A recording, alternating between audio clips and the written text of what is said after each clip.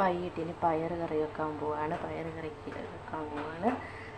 വൻപയറാണ് കറി വെക്കുന്നത്. അതിൻ്റെ അകത്ത് സബോള ഇടുന്നുണ്ട്, ഇച്ചിരി തേങ്ങയും കൂടി ഇടുന്നുണ്ട്. അത് ഉപ്പൊക്കെ ഇട്ടുന്ന വേവിക്കാൻ വെച്ചിട്ട് പിന്നീട് കടുക് പൊട്ടിക്കും. നമുക്ക് തേങ്ങയും കൂടെ നമ്മളിപ്പോൾ അതിൻ്റെ അകത്തോട്ട് ഇടാൻ പോവാണ്. കുക്കറിലോട്ട് ഇച്ചിരി വെള്ളവും കൂടെ ഒഴിച്ച് ഉപ്പും കൂടി ഇട്ട് നമ്മൾ വേവിക്കാൻ വെക്കാൻ പോവാണ്. പയറിന് 3 വിസിൽ വന്നപ്പോൾ ഓഫാക്കുവാണ്. പുതിന വേണ്ട അടിക്കണം. അത് നമുക്കിത് ഓഫാക്കാം. പയറിൻ്റെ കൂടെ പപ്പടവും കൂടെ വറുക്കുന്നുണ്ട്. പപ്പടം വറുത്തിട്ട് ഈ എണ്ണയ്ക്കകത്ത് കടുകും പൊട്ടിച്ചെടുക്കാം. പയറിന് കടുക് പൊട്ടിക്കാൻ പോവുകയാണ്. പപ്പടം കാച്ചി എണ്ണയിൽ ഇട്ടിട്ടുമാണ് കടുക് നന്നായി പൊട്ടിയ ശേഷം ശകല ഉള്ളി ഇടും.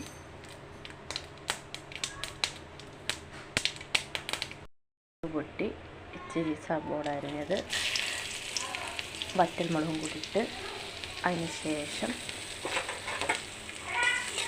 ഇത് ഒന്ന് മൂത്ത് വരുമ്പോൾ ഒരു തുള്ളി പയറെടുത്ത് നമ്മൾ വേവിച്ച് വെച്ച് പയറെടുത്ത് മൂത്തിടണം.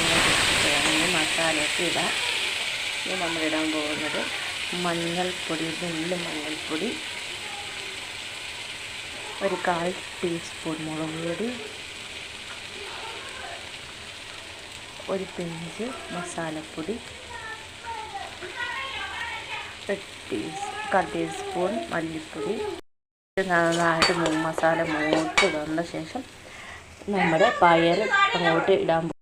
നമ്മുടെ പയറിട്ട് നന്നായിട്ട് ഇളക്കി നമ്മൾ തോരൻ സെറ്റാക്കി എടുക്കണം.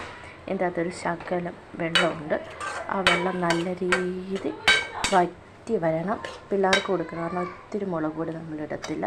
തേങ്ങയൊക്കെ ഇട്ട് വേവിച്ചാണ് നമ്മുടെ നന്നായിട്ട് എടുക്കണം.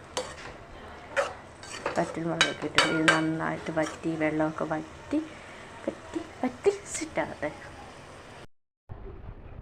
നമ്മുടെ പയർ അങ്ങനെ സെറ്റായി. പപ്പടവും നമുക്കിനി ചോറുണ്ണാൻ പോവാണ്. പിന്നീട്